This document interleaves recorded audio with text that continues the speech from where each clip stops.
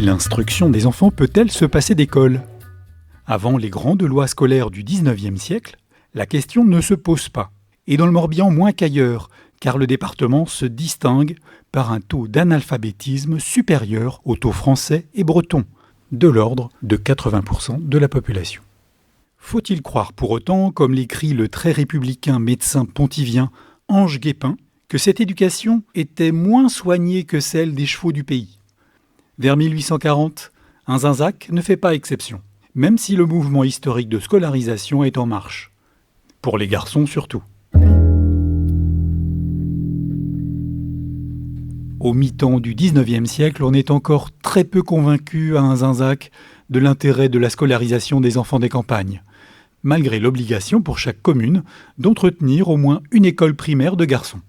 Outre la charge financière, le scepticisme général est bien résumé par le maire Pierre Kerléraud de Rosebeau, qui déclare « Loin d'être ennemi de l'instruction, je vous certifie qu'un instituteur dans ma commune n'y ferait rien. » C'est la deuxième loi organique en faveur de l'enseignement, dite loi Fallou, qui permet à un zinzac d'envisager enfin sa première école primaire.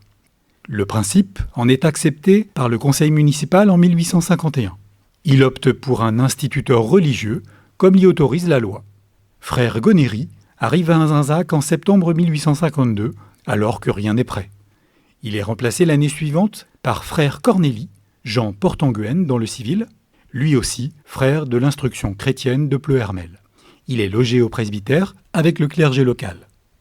Payante pour la majorité des élèves, excluant donc d'emblée l'écrasante majorité de la population locale, l'école accueille 33 garçons de 6 à 13 ans.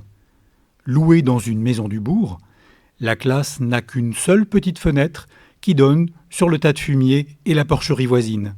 L'apparition d'une maladie épidémique entraîne sa fermeture en 1854. La municipalité engage alors la construction d'un ensemble mairie-école suivant un modèle très en vogue. Le chantier est mené par Célestin Le Floch, entrepreneur à Hennebont.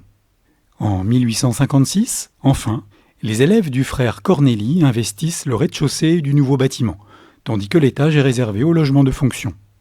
Le secrétariat de la mairie et le conseil municipal se réservent l'autre aile de l'immeuble.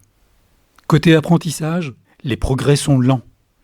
Les rapports d'inspection témoignent des difficultés rencontrées par les premières générations d'écoliers, en lecture, écriture, grammaire, calcul, système métrique, histoire sainte et catéchisme. Les méthodes du frère Cornélie, faisant largement appel au breton pour expliquer le français, sont jugées désuètes et peu efficaces.